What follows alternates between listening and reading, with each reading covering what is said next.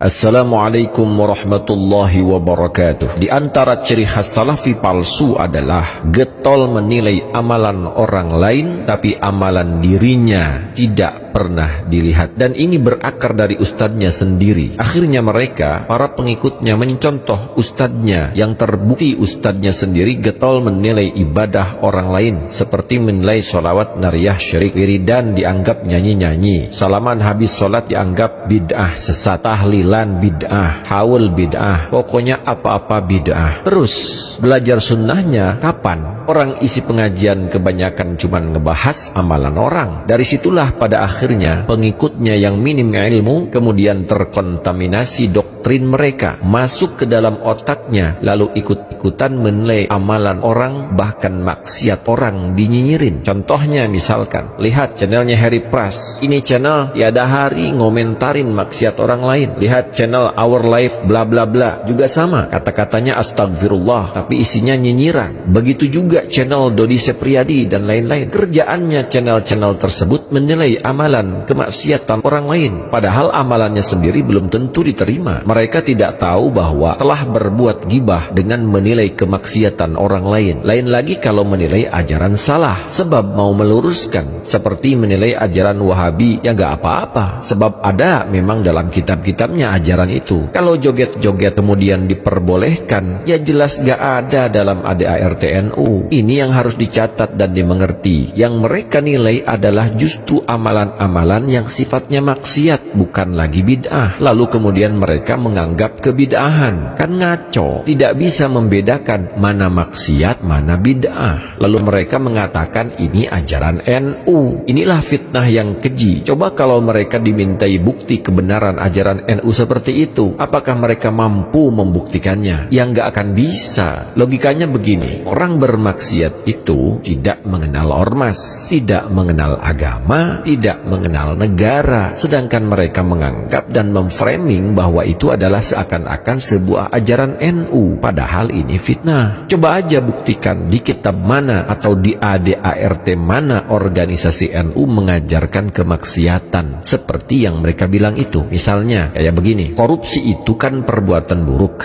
lalu ada oknum di satu negara melakukan korupsi. Apakah lantas negara tersebut dianggap negara korup mulai dari presiden sampai rakyatnya? Kan tidak, kecuali kejahatan tersebut ada dalam undang-undang negara tersebut, barulah disebut negara itu jahat. Sedangkan Salafi Wahabi itu menuduh amalan orang lain bid'ah, sesat, orang ziarah kubur dituduh nyembah kubur. Itu ada dalam kitab-kitab ulama mereka. Bukan kami dusta, tapi memang kenyataan. Seharusnya para pengikutnya mikir dan sadar akan kesalahan mereka yang terbukti nyata, mau membodohi umat dengan memanfaatkan mentahnya ilmu agama para pengikutnya. Oke, di akhir video ini saya akan bacakan ayat Al-Quran supaya mereka-mereka yang suka nyinyir kepada kemaksiatan merenungkan ayat ini. A'udzubillahi minasyaitonirrajim. يا أيها الذين آمنوا لا يسخر قوم من قوم عسى أن يكونوا خيرا منهم ولا